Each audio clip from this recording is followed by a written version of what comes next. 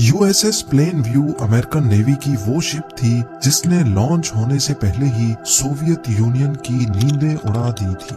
गहरे और तूफानी समंदरों में जहां नॉर्मल कॉम्बैट शिप्स को बहुत सारी रुकावटों का सामना करना पड़ता है, वहीं यूएस नेवी की ये नई शिप लहरों को बाईपास करके पानी पे तैरती नहीं बल्कि लिटरली उसके ऊपर उड़ती थी। पर सोचने की बात यह है कि अगर ये इतनी एडवांस्ड शिप थी तो फिर आखिर इसमें ऐसे क्या मसले पेश आए जो यूएस नेवी को इसे हमेशा हमेशा के लिए डीकमीशन करना पड़ा। नाजरीन, ये बात है 1960s की, जब वर्ल्ड वॉर 2 के बाद अमेरिका और सोवियत यूनियन के दरमियान कोल्ड वॉर चल रही थी। दोनों कंट्रीज अपने अलाइज के साथ मिलकर ताकत का भरपूर मुजाहरा कर रही थी। हर कोई सिर्फ इस रेस में लगा था कि कैसे भी करके खुद को दुनिया के सामने ज्यादा ताकतवर दिखाया जाए। अब इस काम के लिए जरूरी था कि ऐसी चीजें इन्वेंट की जाएं, ऐसी टेक्नोलॉजी अपनाई जाए जो दुनिया ने पहले कभी ना देखी हो। यूएस नेवी, जिसने वर्ल्ड वॉर 2 में अपनी परफॉर्मेंस से पूरी दुनिया के ऊपर अपना रोब जमाया हुआ था, उनका ये रोब सोवियत यूनियन की चंद डेवलपमेंट्स की वजह से अब खतरे में पड़ चुका था। सोवियट्स ने ऐसी एडवांस्ड लेवल की न्यूक्लियर सबमरीन बनाना शुरू कर दी जिनका चाहते हुए भी यूएस नेवी कुछ नहीं बिगाड़ सकती थी। ये सबमरीन्स पानी के अंदर करीब 75 किलोमीटर पर आवर की स्पीड से ट्रेवल कर सकती थी, जबकि उस वक्त यूएस नेवी की शिप्स इससे काफी स्लो चलती थी। ना सिर्फ इनकी स्पीड बल्कि ये 350 मीटर की गहराई में जाकर खुद को पूरी तरह से यूएस नेवी के रेडार्स और सोनार स्कैनिंग सिस्टम से छुपाने की सलाहियत भी रखती थी। अमेरिका को खतरा था कि सोवियत सबमरीन्स यूएस नेवी की शिप्स को आसानी से फॉलो करके उन पर हमला कर सकती हैं, और अगर उनकी कॉम्बैट शिप्स के रेडार पे डिटेक्ट भी हो गया तो फिर भी वो सोवियत सबमरीन्स का कुछ नहीं बिगाड़ पाएंगी, क्योंकि तेज चलने की वजह से ना सिर्फ उनको पकड़ना मुश्किल था बल्कि उस वक्त के टॉर्पीडो मिसाइल्स जो अंडर वाटर गाइडेड मिसाइल्स होते हैं, उनकी स्पीड भी सोवियत सबमरीन से काफी कम थी। सोवियत यूनियन की सबमरीन्स का मामला यूएस नेवी के गले पड़ गया था। इनसे निपटने का एक ही सॉल्यूशन था कि ऐसी शिप्स बनाई जाएं जो सोवियत सबमरीन से भी ज्यादा तेज चल सके।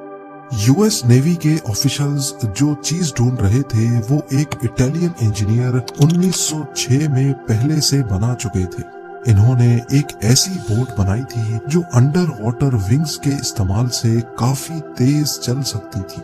ये अंडर वाटर विंग्स बोट के नीचे लगे होते थे और जब बोट थोड़ी स्पीड पकड़ती थी तो पानी का प्रेशर इन विंग्स को ऊपर उठा देता था। बोट की बॉडी पानी से बाहर हो जाती जबकि सिर्फ विंग्स पानी के कांटेक्ट में रहते। ऐसा करने से पानी की वजह से पैदा होने वाला ड्रैग कम हो जाता था और जाहिर है बोट ज्यादा तेज चल सकती थी। इस डिजाइन को हाइड्रोफॉयल का नाम दिया गया था। 1906 में हाइड्रोफॉयल की इन्वेंशन के बाद आहिस्ता आहिस्ता इसमें एडवांसमेंट भी आती गई।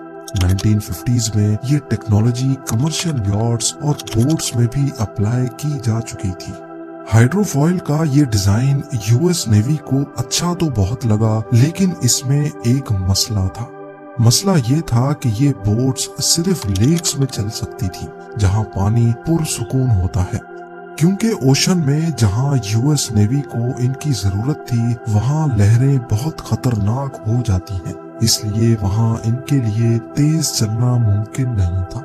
यही वजह थी कि यूएस नेवी ने इसी हाइड्रोफॉयल के डिजाइन में कुछ चेंजेस करने का फैसला किया। अंडर वाटर विंग्स को बिल्कुल फ्लैट करके पानी के अंदर पोजीशन किया गया। इससे पानी की लहरें बोट की बॉडी और विंग्स के दरमियान होती थीं, जिससे ज्यादा लहरों में भी बोट काफी स्मूथली अपनी तेज रफ्तार को मेंटेन रख पाती थी। इस नए डिजाइन में मसला सिर्फ एक था कि इन विंग्स को कैसे भी करके कंटिन्यूअसली ऐसे मूव कराना था जिससे बोट की पोजीशन हर वक्त सीधी रहे। खुशकिस्मती से ये टेक्नोलॉजी भी 1960s में बना ली गई।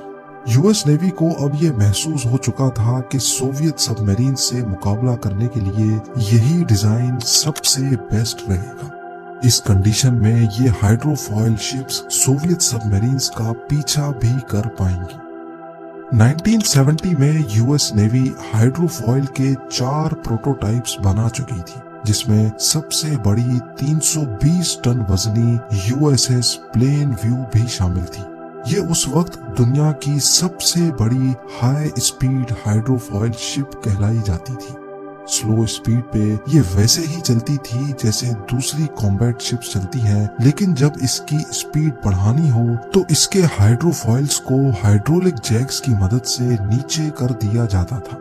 ये 14,000 हॉर्स पावर के इंजन्स थे, जो असल में F4 फैंटम फाइटर जेट के इंजन्स थे। प्लेन व्यू इस इंजन और हाइड्रोफॉयल की मदद से 91 किलोमीटर पर आवर की स्पीड से चल सकती थी, यानी सोवियत सबमरीन से भी 16 किलोमीटर पर आवर ज्यादा। इसके अलावा प्लेन व्यू पे एडिशनल जेट इंजन्स लगाने का ऑप्शन भी मौजूद था, जिससे वो हैरत अंगेज तौर पे 170 किलोमीटर पर आवर की स्पीड भी अचीव कर सकेंगी। इन सब चीजों के अलावा प्लेन व्यू में बहुत एडवांस्ड ऑटोमेटिक कंट्रोल सिस्टम भी लगाया गया था, जो हाइड्रोफॉइल्स को 10 फुट की वेव्स में भी कंट्रोल कर सकता था। यूएस नेवी ने ठीक ठाक खर्चा करके इन 4 हाइड्रोफॉयल शिप्स को तैयार करवाया, पर इनकी कंस्ट्रक्शन में जरूरत से ज्यादा टाइम लग गया, करीब 14 साल।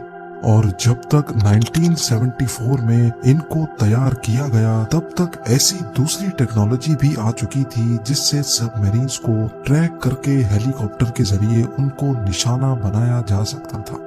यानी हाइड्रोफॉयल को जिस मकसद के लिए बनाया गया था, वो तो अब दूसरे तरीके से भी किया जा सकता है। लिहाजा अब हाइड्रोफॉयल का काम सिर्फ फास्ट पेट्रोलिंग के सिवा और कुछ नहीं बचा था। इसके अलावा इन हाइड्रोफॉयल के नुकसानात इनके फायदे से भी ज्यादा थे। एक तो ये कि इनकी मजबूती नॉर्मल कॉम्बैट शिप्स के मुकाबले में बहुत कम थी। इन पर ज्यादा वजन भी नहीं लादा जा सकता था, जिसका मतलब ये था कि ये ज्यादा हैवी वेपन्स भी नहीं उठा सकेंगी। ज्यादा फ्यूल कंज्यूम करने की वजह से ये कन्वेंशनल शिप्स के मुकाबले में कॉस्ट इफेक्टिव भी नहीं थी। कुल मिलाकर बात यह है कि यूएस नेवी का ये एक्सपेरिमेंट जहां किसी हद तक कामयाब हुआ, वहीं कई लोग इसके खिलाफ भी हो चुके थे। दुनिया के सामने खुद को मजबूत दिखाने के चक्कर में हाइड्रोफॉयल एक कंट्रोवर्सी बनकर रह गई थी। कोई भी नहीं चाहता था कि नेवी का ज्यादातर बजट एक ऐसे मकसद में जाया हो जाए जो बहुत कम कॉस्ट में भी पूरा किया जा सकता है।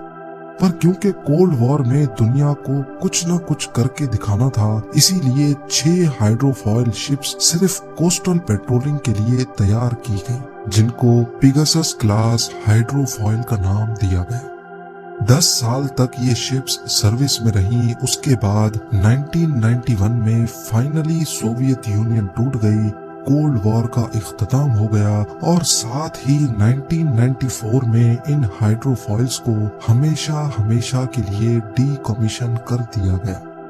वो शिप जो एक दौर में उड़ा करती थी, आज एस्टोरिया के साहिल पे इसका मलबा लावारिस पड़ा हुआ है।